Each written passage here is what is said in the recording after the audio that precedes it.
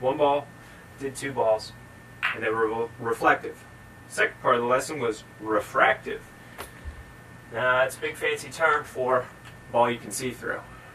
Now, with a refractive ball, acrylics are typically what most people have. What you want to try to do is you want to look through the ball and isolate what you see on the other side. Now, it's easiest if you just take the ball and you hold it and you just start moving it around and start trying to keep that image in the same spot. Now, the second step, try that same orbital isolation you just did, but this time try to focus on something on the other side and keep it in the same spot. Now, the problem with refractive balls is that your hand gets in the way. There's going to be a slight blind spot that you're not going to be able to see.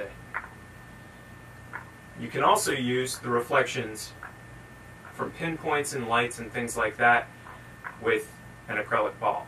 So if you have some Christmas lights laying around, throw them up on the ceiling and around in a nice little pattern, and you'll be able to get the reflections of the little pinpoints of light off the top of an acrylic.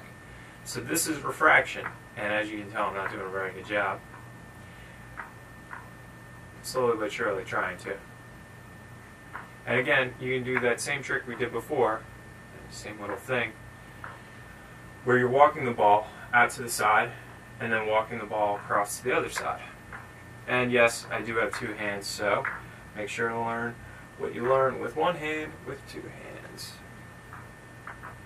Now this right here is what is called a two-ball isolation. And this is the walk again. And as you can tell, my left hand needs a little bit more work. Now, that two-ball isolation that I'm doing right here can be done. Right there is the little trick. When you get it around to here, you actually grip it on both sides and just turn your hand and drop it. Turn your hand and drop it. As you get to that one point, you just turn the motion back again. And then you can always go like this. Maybe not. You can do it forward, and then you can do it sideways as well. Now the trick about sideways is you just have to know which way, where your hand does that little flippy chomp. That's a technical term, flippy chomp. The flippy chomp right here is what I was talking about before with this one. It's just a little faux move. Because the reason I call it a faux move is because your hand's staying in the same spot. You're not actually spinning the balls anymore. Now, if you had the ability to do upside down palm spins with balls this large, then you could do a true isolation where your hand moves the whole time. Now, these are a smaller ball, obviously, making an upside down palm spin a lot easier. Now, some chimes. Now, with this upside down palm, with the ability to do the upside down palm spin, which is this right here, which you can't see. See? I'm not showing it to you. Not showing it to you. By having the ability to do an upside down palm spin, you can do a two-ball isolation with a complete curl and a complete motion at the same time. Now, I've gotten a little bit off track because we've done reflection, we've done refraction, which also had some reflections in it. Now we're going to do blindness. For blindness, I recommend a blindfold. Now, this is a cheap, cheesy little blindfold that I picked up at the store. Gives me blue eyes. And suffice it to say, my eyes are open right now, but I can't see anything. So I'm going to keep them closed so not as to annoy myself. Now, the reason I call it reflection, refraction, and blindness is because when you isolate a ball, you're going to isolate it with a reflective ball by looking at the reflection and seeing an object and trying to keep it in one spot. Refraction, doing the same thing but looking through the ball. Now, blindness, how do you do it?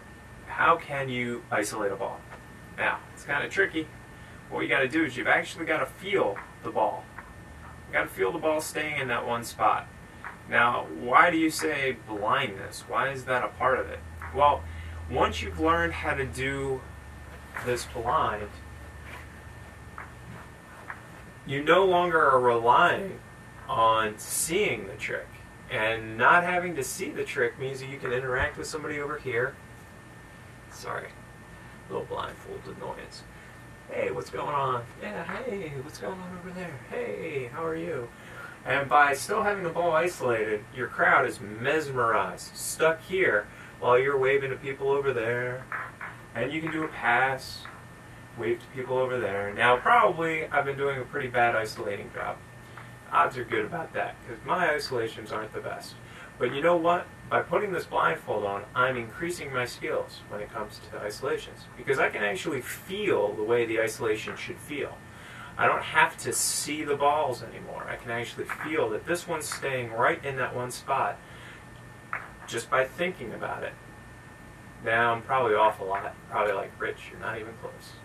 But it was worth a try. That's the lesson, boys and girls, ladies and gentlemen. Reflection, refraction, blindness.